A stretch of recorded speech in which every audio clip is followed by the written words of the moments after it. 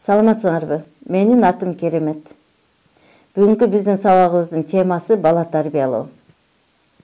Азыркы учурдагы бала тарбиялоо.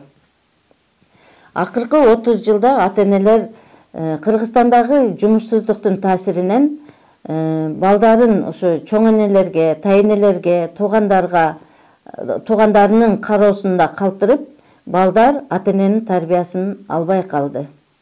Бала тарбиялоо дегенде кандай түшүнөсүз?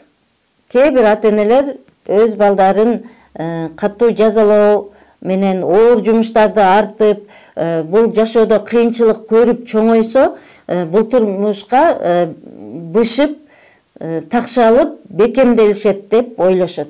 Үй бүлөдөгү бала тарбиялоонун таасири кандай болот? Кыздарга 40 үйдөн тыюу деп, кыздарга өтө көп жоопкерчилик берилип калган. Ал эми кээ бир эркек балдарга ушул аталык жоопкерчилик, үй бүлөгө кам көрүүчү, коргоочу катары үйрөтүлбөгөндүктөн, азыркы учурларда аталар жеңил ойлуулук менен кыйынчылыкты, үй бүлөдөгү кандайдыр бир оордукту көтөрө албай, үй бүлөсүн таштап, башка үй бүлө куруп кетип жатышат. Азыркы учурларда ушу биз маршруткалардан, жолдордон көрүп калып атабыз. Чоң энелер же тайэнелер же апалары дагы ушу кичинекей балдарды бала бакча курагындагы балдарга телефондорду берип, ал телефон аркылуу ар кандай оюндарды ойноп, же болбосо бир агрессивный мультфильмдерди көрүп, алар мээсин жана өзүнүн келечегин талкалап атканын ата-энелер түшүнбөйт. Ушу балдарынын келечегин талкалап жатышканын алар түшүнбөйт.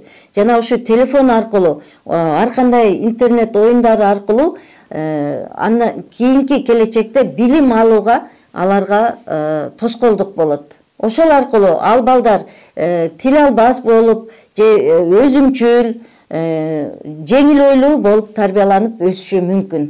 Анда биз балдарыбызды эмнелерге тарбиялашыбыз керек? Эмгекке, тазалыкка, ата-энеге тил алууга, моюн сунууга, жана адептүүлүккө, маданияттуулукка, улууларды урматтап, кичүүлөрдү сыйлоого, чынчылдыкка, адилеттүүлүккө тарбиялашыбыз керек. Эмгекке дегенде ата-энелер дайым үй жумушунду, кандайдыр бир жумуш жасап жатканда балдарын жанына алып, муну мындай жасаш керек, муну мындай жасаш керек же мындай коюш керек деп көргөзүп, үйрөтүү аркылуу эмгекке тарбиялай алышат. Чынчылдыкка дегенде кээде ата-энелер өздөрү билбей, кошунасы келсе, атам жок деп кой же апам жок деп койчу деп калп айтканга түртүп жана туура эмес үлгү көрсөтүп атканын өздөрү түшүнбөй калышат. Маданияттуулукка дегенде балдарым тамеки чекпегиле, ичимдик ичпегиле деп айтышат. Бирок өздөрү ичимдик ичкенди же тамеки тартканды токтотушпайт. Баланы качан тарбиялап баштаса болот? Негизи эненин курсагында түйүлдүк башталгандан баштап, эне табигатка суктанып, ушундай сонун музыкаларды угуу аркылуу,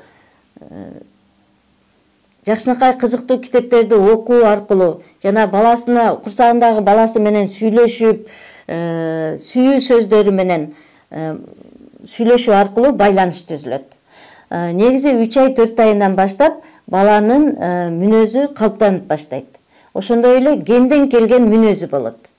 Жана чоңойгон сайын айлана чөйрө аркылуу дагы мүнөзү пайда болот. Бала тарбиялоо жөнүндө Сулайман пайгамбар мындай деп айткан: баланын жашынан түз жолго салсаң, ал карыганда да ошол жолдон чыкпайт деп. Баланы кантип туура тарбиялоого болот? Мисалы, өсүмдүккө салыштырсак болот. Өсүмдүккө күндүн нуру, суу жана семиз жер жана ото чөптөрдөн тазалоо керек.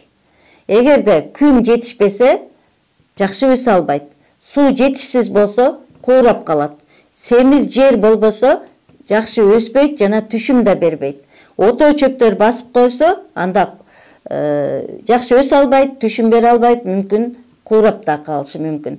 Ошол сыңары балдарды жакшы өстүрүү үчүн, келечегинде жакшы өстүрүп, жакшы келечекке ээ болуш үчүн ата-эненин мээрими, ата-эненин сүйүүсү, кабыл алуусу, көңүл бөлүүсү жана үлгү жүрүм туруму менен жашоосу менен үлгү болуп ачык сүйлөшүүсү абдан маанилүү.